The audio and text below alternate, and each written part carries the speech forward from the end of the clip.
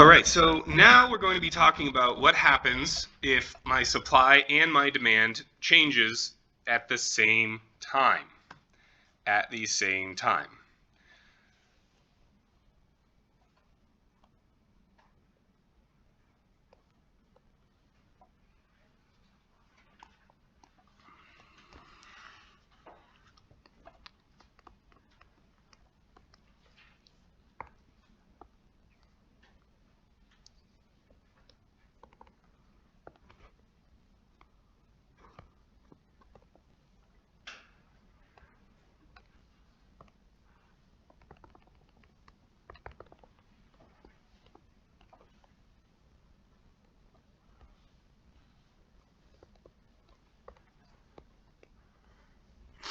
All right, so why are you being so wonky today? Okay, so if we are told that the price of, let's see here, what do I want to do? Let's go with some simple stuff. Let's say that there has been a new corn tortilla chip. No, that's too complicated. Let's just say that there's a study that shows that corn is good for your health. How about that?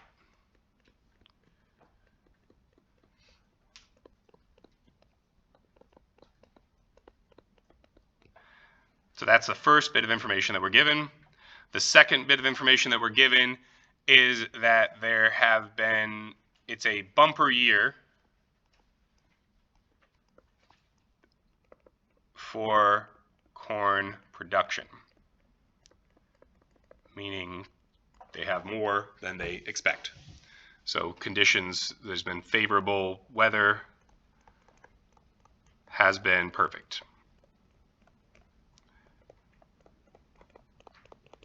So using that 4-step process, right, we're going to have to do it for 2 different things now. So the first one, when we're talking about the study shows that corn is good for you, right? Well, number one, we've already done the first part of each process, which is great.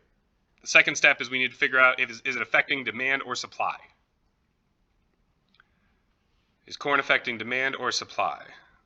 One of my 2 talkers right over there. What do you think? Corn affecting, is the study showing that corn's good for you affecting demand or supply?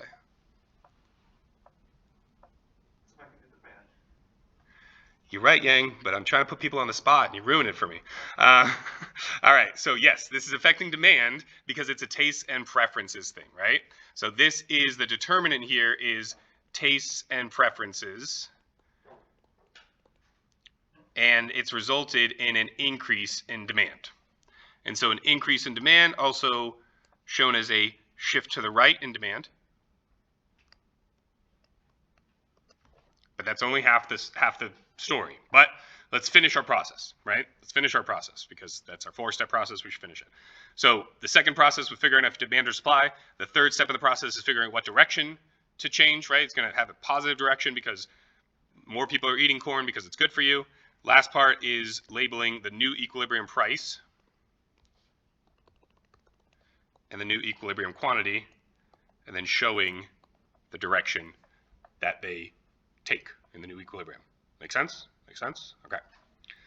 So the second part, weather has been perfect. There's been a above and beyond crop of corn this year for corn producers, corn farmers.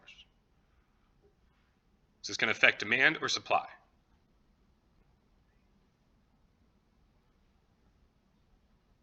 So we got to go back to those particular determinants, right? The determinants of demand, tastes and preferences. Is this affecting tastes and preferences of consumers? No. Is it affecting the income of consumers, right? Corn's a normal good. I'll give you that one, right? As people buy more money, they buy more corn. Or as people buy more money, as people make more money, they earn more. They demand more corn. Jeez. Let's see. Does this have to do with any related goods? You know what I mean? Like things that people might substitute for corn, or things that people might eat with corn? No, it doesn't have to do with that. Does it have to do with the price of corn in the future? Expectations about the price of corn in the future? No, it doesn't have to do with that. So it doesn't fit in any one of those determinants of demand. So then we go to the supply. And we say, well, is it part of our input costs? No, not really part of our input costs. What about natural conditions? Yes, it is. It's our natural condition one, right? So this is the one where, it talks about, if you have a outdoor venue for weddings and it rains all summer, the supply is going to shift to the right or to the left, right? There's going to be a decrease in supply if you have an outdoor venue for weddings and, you don't have good weather that year. Similar with, snow sports, right? Mountains and stuff like that. Natural conditions impact the amount of lift passes that they can provide any given year. Similarly, natural conditions obviously affect agriculture. So bumper year, weather's been perfect. That means that we're going to have so this is a natural conditions determinant. And this is going to cause my supply curve to shift up, or the other way to think of that is my supply curve to shift to the right.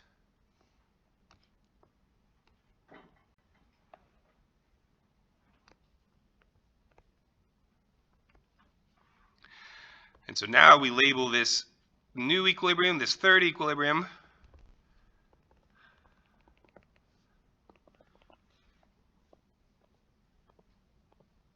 triple star. All right, now we take a break. We take a pause, and we evaluate what the heck is going on here, right?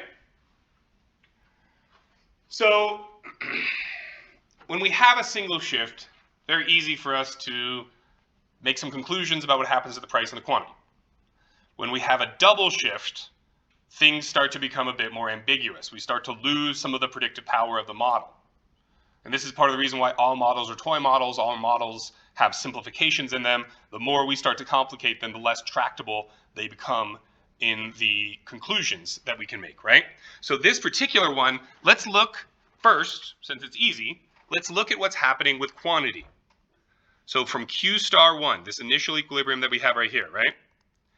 From Q star 1 here, we end up increasing our quantity to Q double star. And then the next shift gets us from Q double star to Q triple star. So this shift had an increase in the quantity. This shift had an increase in the quantity. So when we add those up together, we get a double increase in the quantity, and that's exactly what we see. So unambiguously, we know quantity has increased because of these two events: taste and preferences and natural conditions. Now, the tricky part is what's happening with our price. So again, let's go walk through. We're at this initial equilibrium. We're at P star. We have the first demand shift to taste and preferences. That increases our price.